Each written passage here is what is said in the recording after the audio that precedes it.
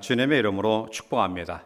특별히 폭염 가운데서 또 코로나 확진자가 늘어나는 그런 위험 가운데서도 하나님의 인도하심이 귀한 성도들에게 함께하기를 주님의 이름으로 간절히 기원합니다.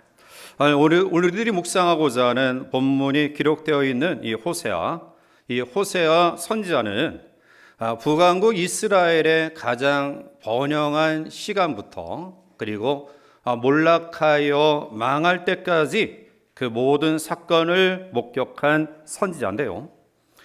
그가 부름받았을 때에 여로보암 2세가 북이스라엘을 통치하는 가운데서 분열 왕국에서 아마 북이스라엘 가운데서는 이때가 가장 평화와 번영을 누린 시기일 것입니다. 그 당시 중근동의 팔레스타인의 여러 나라들이 이스라엘의 공물을 바치고 있었고요. 이로 말미암아 정치가들과 백성들은 우리들이 누리고 있는 번영과 평화가 오랫동안 지속되리라 생각했지만 호세아는 결코 그렇지 않음을 역설하고 있습니다. 왜냐하면 물질적인 풍요가 그들 가운데 있었지만 오히려 이것에 현혹되어 하나님까지도 자기 편리주의에 이용하고 있었기 때문입니다. 이러한 상황 가운데서 BC 745년 아수르의 디글랏 빌레셀 3세가 즉위하자 정세는 급변하기 시작합니다. 디글랏 빌레셀 3세는 아수르 왕조 가운데 가장 강력한 힘과 또 파워를 가졌던 정복자였고요. 결국 이스라엘의 므나헴 왕은 역으로 아수르에게 공물을 바칠 수밖에 없게 되어집니다. 므나헴 왕의 뒤를 이어 북이스라엘의 왕이 된 베가는 중근동의 다메섹 지역의 아랍 연합 제국과 함께 동맹해서 아수르를 대항하기로 했지만 이 동맹은 아무런 효과 없이 끝납니다. 디글랏 빌레셀이 이끄는 전차 부대가 순식간에 북이스라엘을 침략해 옵니다. 북부 지방과 중부, 동부 지방을 점령하고요. 그것에 아수르의 군대를 상주시키며 이제 남은 것은 남쪽의 에브라임 지역과 그리고 북이스라엘의 수도였던 사마리아 뿐이었습니다.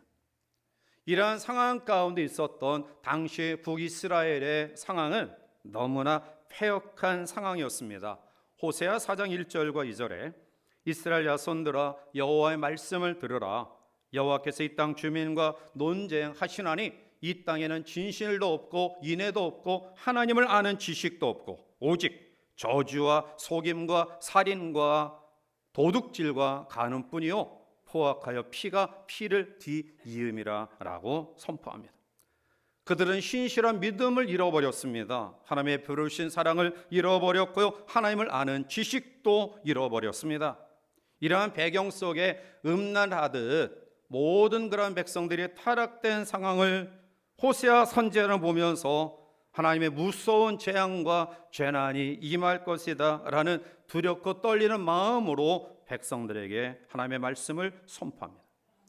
이 말씀은 호세아 시대에 국한된 말씀이 아닙니다. 오늘 모든 시대에 주시는 말씀이고요. 오늘 현재 우리나라에 주시는 말씀임을 생각해 봅니다. 어렵고 힘든 고난을 우리 모두가 힘을 합하여 새마을 운동을 통해서 경제의 부흥을 이루었고요. 교회는 이 아픔과 고통의 민족의 현실을 마음 가운데 품고 밤을 지새워 철야하여 기도하며 또한 산에 가서 기도하고요. 그리고 금식하며 기도하며 하나님의 도우심과 하나님의 긍휼과 하나님의 자비를 갈구했고요. 하나님은 우리의 간절한 애끓는 기도에 응답하셔서 세계 열강과 어깨를 나란히 하는 경제의 부흥을 이룰 수 있을 뿐만 아니라 세계 속에 하나님의 복음을 선교하며 파송하며 또 후원하는 영적 대국으로 우리나라를 사용하셨습니다. 그런데 자금의 우리의 현실들을 바라보면서 경제는 추락하고 정치는 불안정하고요. 무엇보다도 이 모든 상황을 리드해 나가야 될 보루인 교회와 성도는 그 역할을 감당하지 못하는 아픔을 우리들이 바라보면서 오늘 호세아 시대에 주셨던 말씀을 다시 한번 묵상하며 우리가 좌절하며 절망하며 실패의 삶이 아닌 다시 부흥과 회복과 그리고 사는 길이 어떠한 것인가를 말씀 속에 깨닫고 결단하는 은혜의 시간이 되기를 주님의 이름으로 간절히 축복해 드립니다. 어떻게 해야 될까요? 절망스러운 좌절스러운 이 현실을 보면서 오늘 우리도 동일하게 좌절하고 절망해야 될까요? 아니죠. 오늘 하나님이 이 시대 속에서 교회와 성도의 사명을 다시 한번 말씀합니다. 먼저는 여호와께로 돌아가야 됨을 이야기하고 있습니다. 오늘 본문 1절과 2절에 오라 우리가 여호와께로 돌아가자. 여호와께서 우리를 찢으셨으나 도로낫게 하실 것이요 우리를 치셨으나 싸매어 주실 것임이라. 여호와께서 이틀 후에 우리를 살리시며 셋째 날에 우리를 일으키시리니 우리가 그의 앞에서 살리라. 아멘. 호세아 선지자는 절망과 좌절에 개인적인 아픔과 공동체의 어려움과 민족의 고통 가운데서 우리가 다시 회복하며 부흥하며 살 길은 다른 데 있지 아니하다 여호와께로 돌아오는 길이다라고 선포하고 있습니다. 당시의 사회 전반적인 모습이 깊은 타락의 모습을 보여주고 있었습니다. 하나님을 배신하고 바알이라는 우상 신을 섬겼고요. 그들은 신앙의 영역에서 벗어나 죄악의 영역에 깊이 빠져 생명의 삶을 소망하며 그것을 추구하는 삶보다 죽음의 깊은 영역으로 타락되어진 시대였습니다. 이럴 때 호세아 선지자는 자기 민족을 향하여 하나님께로 돌아가는 길만이 살 길이다, 부흥을 경험할 수 있는 축복을 다시 회복할 수 있는 길이다라고 말씀하고 있습니다. 민족을 향하여 하나님 우리에게 말씀합니다. 개인을 향하여 교회를 향하여 우리에게 말씀합니다. 우리도 예외는 아닙니다. 우리도 하나님께 돌아가야 될 줄 믿습니다. 여호와께로 돌아가라, 주께로 돌아오라라는 말씀의 의미는 뭘까요? 그것은 우리의 마음이 주님의 합한 마음으로 세워져라, 주님과 좀 더 가까이 하라라는 말씀입니다.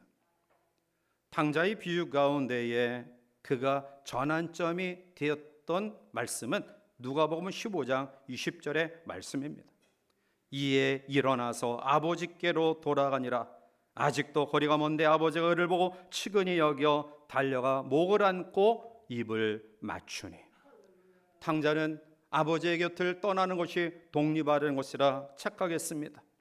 아버지의 품을 떠나는 것이 자유로운 인생을 살아가는 성숙한 사람이라고 착각했습니다.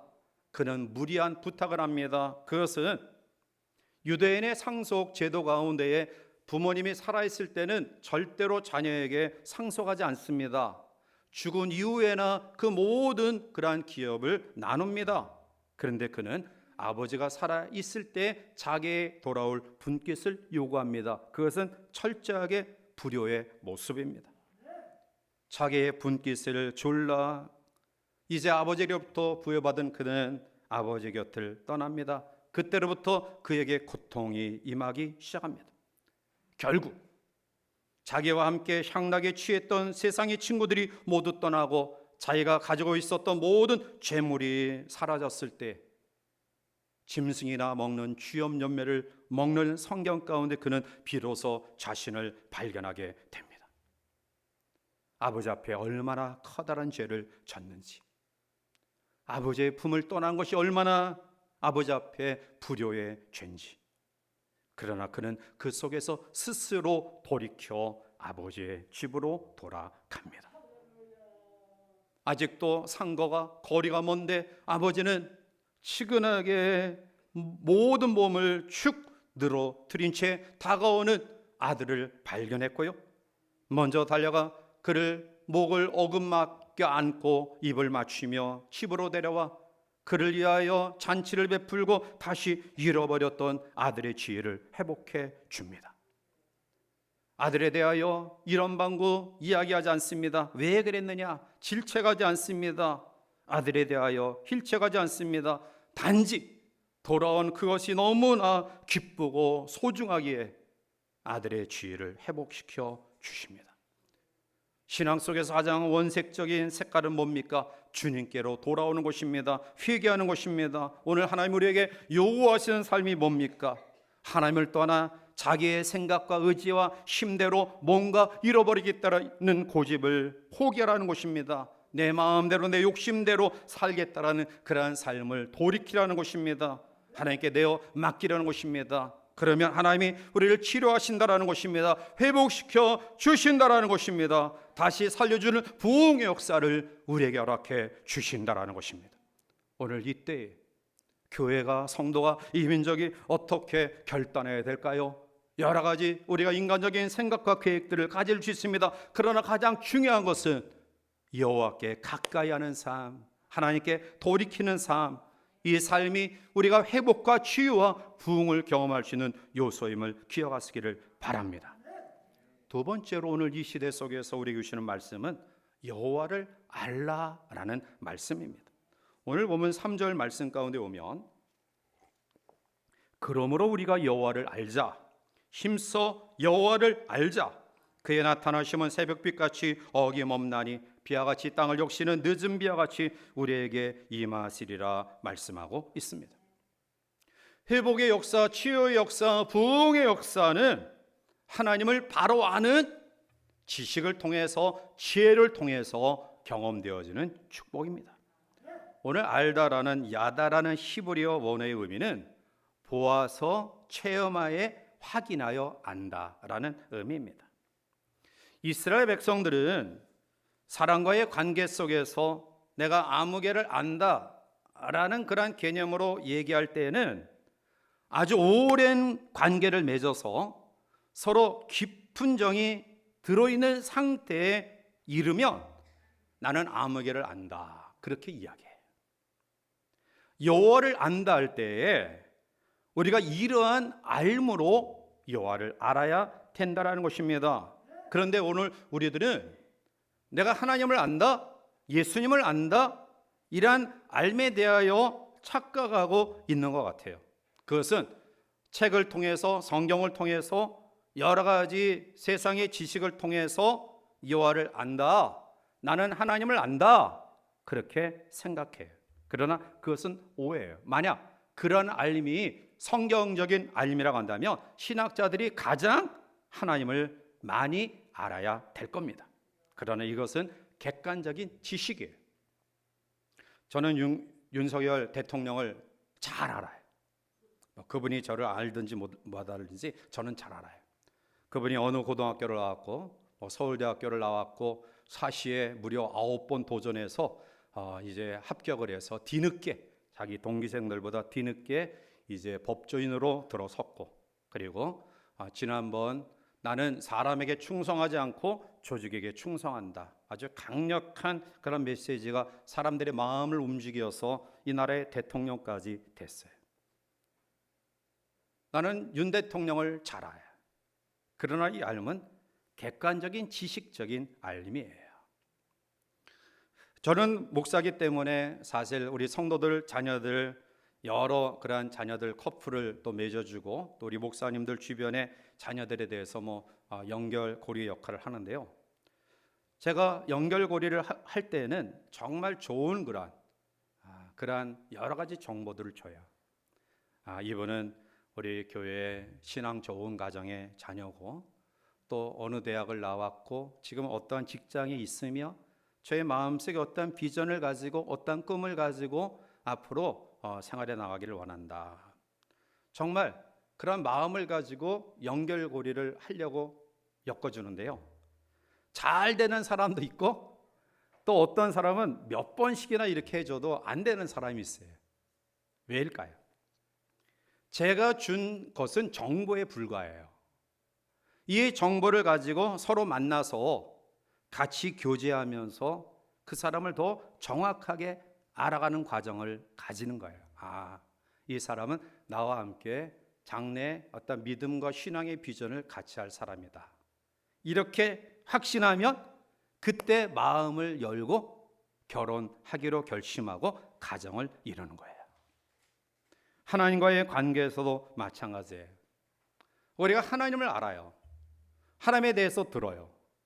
그리고 하나님에 대해서 여러 가지 정보로 우리의 머릿속에 담아둬요. 그러나 그것은 객관적인 지식일 뿐이다.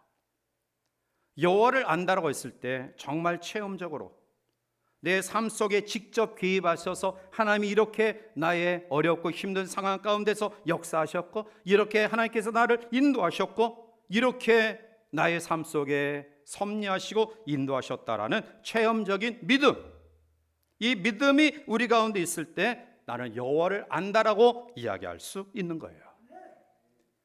호세아 시대의 북이스라엘 사람들은 제사장들이나 랍비들이나 종교 지도자들 이런 지식을 가지고 있지 못했습니다. 그들은 단순히 여호와를 객관적인 지식으로 알 뿐이었습니다. 그래서 호세아 선지자는 아니다, 여호와를 알아야 된다 그러면서 오늘 3절에 여호와를 알자, 힘써 여호와를 알자라고 이야기하고 있는 거예요.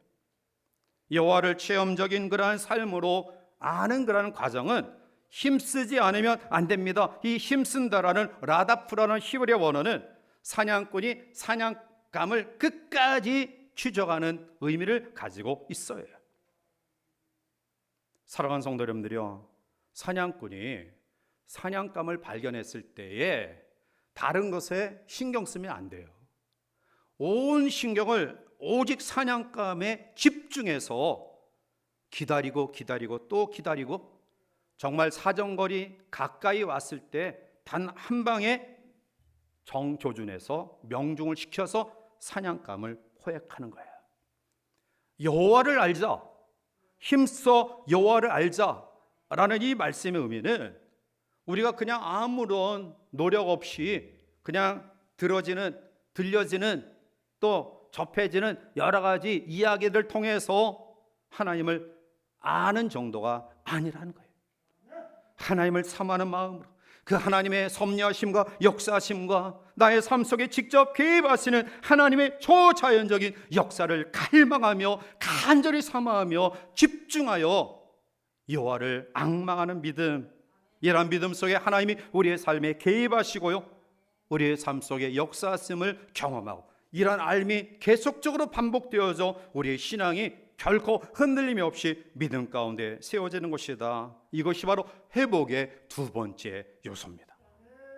세 번째로는 인애를 회복해야 돼. 사랑을 회복해야 돼. 오늘 보면 4절 말씀 가운데 보면 에브라임아 내가 내게 어떻게 하랴, 유다야 내가 내게 어떻게 하랴, 너의 인애가 아침 구름이나 쉬 없어지는 이슬 같도다 라고 말해. 인애라는 말은 우리가 많이 들어요. 인애라는 말, 헤세드라는 말은 우리나라 성경에는 자비와 사랑으로 번역하고 있어요. 그런데 에브라임, 유다, 이스라엘 백성들, 북이스라엘, 에브라임, 남유다, 내가 너희들에게 어떻게 하랴? 내가 지금 어떻게 해야 되느냐? 너희의 인애가 없어졌다. 어떻게 해요? 아침 구름 쉬 없어지는 이슬 같도다. 아침 구름, 아침에 있는 이슬, 햇빛이 반짝 쬐어지면 잠시 있다가 없어지는 그러한 자연이에요. 너희들의 인애가 그렇다는, 지금 없다라는 거예요. 내가 어떻게 해야 되느냐? 에브라임아, 북이스라엘아, 남유다야, 이스라엘 백성들아, 쉬 없어지는 사랑이 없는 너희들 내가 어떻게 대해야 마땅하냐? 오늘 우리는 여기서 사랑과의 관계 속에서 나를 사랑해 주십시오, 당신의 사랑을 내가 구합니다 라는 것은 이해하기 쉬워요. 그런데 하나님이 여러분들에게 인애를 구하고 있어요. 사랑을 구하고 있습니다. 하나님의 분명한 소원을 우리가 알게 돼요. 6절에 넘어가서 보면 나는 인애를 원하고 제사를 원하지 아니하며 번제보다 하나님을 아는 것을 원하노라 말씀해. 여러분, 인애를 원하고 제사를 원치 않는, 여러분 이 말씀도 오해하면 안 돼요. 하나님이 예배를 기뻐하지 않는다라는 것이 아니라 하나님은 형식적인 예배를 외면하신다라는 거예요. 우리의 예배와 우리의 삶이 일치가 되어야 된다는 것입니다. 포장한 신앙이 아닌 진실한 신앙을 이야기하고 있는 거예요. 유명한 화가인 구스타프 노레가 그의 이제 학생들 가운데 예수님의 초상화를 그린 한 제자가 그 그림을 평가해 달라는 그런 부탁을 받아요. 도레는 이 학생의 그림을 아주 유심히 살펴보고요, 다시 그 학생에게 그림을 주면서 이러한 이야기를 합니다. 여보게, 자네가 예수님을 더 사랑했다면 더 좋은 그림이 나왔을 것인데. 사랑하는 성도 여러분, 우리가 하나님 앞에 찬양할 때 건성건성 부르지 마세요. 이 찬양은 곡조 있는 기도예요. 이 찬양의 작시자들은 그들이 여러 가지 상황 속에 정말 하나님을 깊이 체험하고 고백한 내용인데요, 그 가사 속에 우리가 다시 한번 우리의 마음을 녹여서 간절하게 하나님을 사랑하는 마음, 경외하는 마음, 그리고 이러한 사모의 믿음으로 찬양하시기를 바라요. 예배 드릴 때 그냥 어쩔 수 없이 하나님 앞에 일주일 드려야 된다, 이러한 형식적인 예배가 안 됐으면 좋겠어요. 여러분, 우리가 귀한 시간과 또 많은 우리의 개인을 위해서 할애할 수 있는 그러한 것들을 우리가 다 물리치고 왔잖아요. 오직 주님께 집중하는, 하나님께 집중하는, 하나님을 사랑하는 마음으로 예배에 집중하는 우리 모두가 되기를 원합니다. 하나님이 우리에게 원하시는 것이 하나예요. 그것은 사랑입니다. 사랑하는 마음으로 기도하고, 사랑하는 마음으로 찬양하고, 사랑하는 마음으로 예배할 때 다시금 하나님께서 우리를 치유하시고 사유해 주시고, 그리고 부흥과 회복의 역사를 허락하신다라고 약속하고 있습니다. 마지막 네 번째로, 이 시대 속에서 우리가 회복해서 다시 살 수 있는 길은 순결한 믿음입니다. 오늘 8절부터 10절까지 보면, 길르앗은 악을 행하는 자의 고울이라 피 발자국으로 가득 찼도다. 강도 때가 사람을 기다린 같이 제사장의 무리가 세겜길에서 살인하니 그들이 사악을 행하였느냐. 내가 이스라엘 집에서 가정한 일을 보았나니 거기서 에브라임은 음행하였고 이스라엘은 더럽혀졌느니라. 여기서 호세아 선지자는 두 가지 죄를 지적하고 있어요. 하나는 종교 지도자들, 제사장들의 죄예요. 이것은 가려져서 아주 은밀한 죄입니다. 두 번째로는 이스라엘 집에서 가정한 일을 행하는 보통 백성들의 죄예요. 그것은 음행죄인데요, 그것은 보편적으로 그 당시에 행행했던 죄입니다. 하나는 너무나 깊숙이 감추어진 죄고요, 그래서 고치기 어렵고요, 또 하나는 너무나 보편화되어서 이게 죄인지를 인식하지 못하는 죄예요. 제사장들의 죄는 뭡니까? 오늘 길르앗이 악을 행하는 자의 고울이다. 세겜이, 제사장의 무리가 세겜에서 살인한다라고 이야기해요. 이것은 우리가 새벽에 신명기를 묵상하면서 하나님께서 생명을 보존하기 위하여 도피성 제도를 마련하시죠. 요단강 동쪽에 세 성읍, 요단강 서쪽에 세 성읍을 마련해서 이스라엘 백성들 가운데에 실수로 살인한 자가 이 도피성에 도망오면 제사장이 판단을 해요. 이러이러한 이유 때문에 이렇게 행했구나. 그게 타당하면 그 생명을 보존시켜 주는 도피성 제도가 구약 신명기에, 출애굽기에, 또 민수기에 나와요. 길르앗은 요단 동편 세 성읍, 세 도피성 가운데 하나고요, 세겜은 요단 서편 세 도피성 성읍 가운데 하나예요. 그런데 길르앗이 악을 행하는 자의 고울이 되었다. 피발자국으로 가득 찼다. 세겜 길에서 제사장의 무리가 살인한다. 뭡니까? 어렵게 자기가 부지 중에 실수로 살인한 사람이 도피성에 도망와요. 그러면 제사장은 그 사람을 품고 자초지종을 듣고 정확하게 판단해서 그가 실수로 저질렀다고 한다면 그 부분에 대해서 생명을 보존해 줘야 되는데, 그런데 제사장이 물질의 눈이 어두운 거예요. 아무런 힘없이 도망오는 사람을 위하기보다는 그를 죽이고자 혈안이 되었던 원수에게 돈 받고 이 사람을 내줘요. 하나님은 생명을 귀히 여기시고 생명을 보존하기 위하여 도피성 제도를 마련하셨는데요, 그런데 그 도피성 제도를 지도자들이 악용하고 있어요. 타락의 요소 가운데 첫 번째는 지도자들의 타락이에요. 물질에 대한 욕심, 명예에 대한 욕심, 권세에 대한 욕심. 이러한 사람들이 어떻게 회개하십시오, 바르게 신앙생활하십시오라고 설교할 수 있을까요? 백성들의 죄는 뭡니까? 오늘 10절에 보면 이스라엘 집에서 가증한 일을 보았다라고 이야기해요. 여기서 이스라엘 집은 성전을 가리키는데요, 그런데 너무나 성전이 타락했기 때문에 성전이라고 이름하지 못하는 거예요. 그냥 이스라엘 백성들의 집이다라고 이야기합니다. 거기서 보편화된 죄가 뭡니까? 음란입니다. 그들은 제사 가운데에 풍요를 기원하는 성행위를 가지고 있었습니다. 그런데 사람들이 이것을 죄라고 여기지 않아요. 이 민족이 잘 살기 위해서, 이 민족이 풍요롭기 위해서 행하는 그러한 종교의 행사의 행위다. 그러니 그 일에 대해서 누가 지적할 수 있습니까? 괜히 그것을 지적하다가 흉년이 들면 그 책임 누가 집니까? 죄가 보편화되어 있어요. 오늘 우리들 가운데 내가 하는 말이, 내가 하는 행동이 하나님 앞에 얼마나 무서운 죄라는 사실을 인식하지 못해요.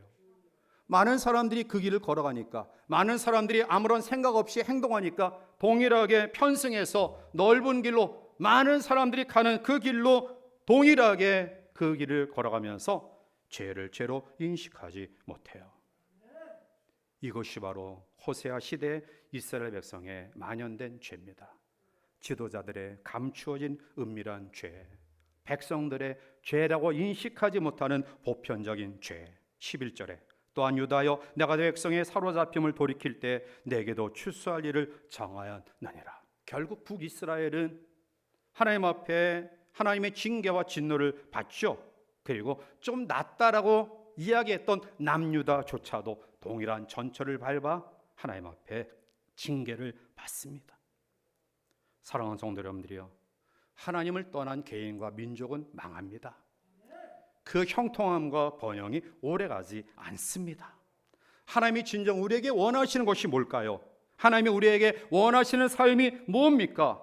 3절에 나타나고 있어요. 우리 3절 말씀을 간절하게 우리 한 목소리로 사모하는 마음으로 3절을 함께 읽습니다. 그러므로 우리가 여호와를 알자, 힘써 여호와를 알자. 그의 나타나심은 새벽빛같이 어김없나니 비와 같이 땅을 역시는 늦은 비와 같이 우리에게 임하시리라 하리라. 아멘. 밤은 영원한 것 아닙니다. 긴 밤이 지나면 어김없이 하나님은 새벽빛같이 나타나시고요, 이른 비와 늦은 비를 통해 우리에게 회복과 풍요를 허락하십니다. 사랑하는 성도 여러분, 우리는 너무나 기나긴 어둠의 터널을 지나고 있는 것 같습니다. 이제나 저제나 끝날까 기대했던 코로나가 변이 바이러스를 통해서 또 확진자가 늘어나고 있습니다. 하나님이 가장 싫어하는 동성애를 근거한 원숭이 두창, 이러한 질병들이 오늘 우리를 위협하고 있습니다. 러시아 우크라이나의 침략을 통한 전쟁의 파급 효과는 오늘 세계 경제의 추락으로, 오늘 이란 속에서 정치의 불안정 속에 교회는 하나님 앞에 교회가 해야 될 일을 잊어버리고 개인의 사리 사욕과 그리고 이익을 위해 우리의 모든 신경을 쓰고 있습니다. 그런데 여러분, 하나님 우리에게 약속하십니다. 이러이러한 상황 가운데서도 여호와 하나님 앞에 돌이키며 여호와를 힘써 알며 하나님을 뜨겁게 사랑하며 순결한 믿음을 소유할 때 새벽 빛같이 나타나시리라. 기나긴 어두움의 터널을 뚫고 광명한 빛으로 우리의 영혼신의 회복과 치유와 부흥의 역사를 허락하신다.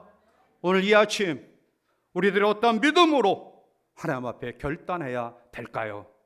누구가 아닌 나 자신부터 이러한 믿음의 결단을 통해 어김없이 새벽빛같이 나타나시는 이른 비와 늦은 비를 통해 우리에게 이러한 상황 가운데서 풍성함을 약속하시는 하나님의 은혜가 여러분들의 삶과 우리의 가정과 교회와 민족과 열방 속에 나타남을 경험하시기를 주님의 이름으로 간절히 축원해 드립니다. 기도하시겠습니다.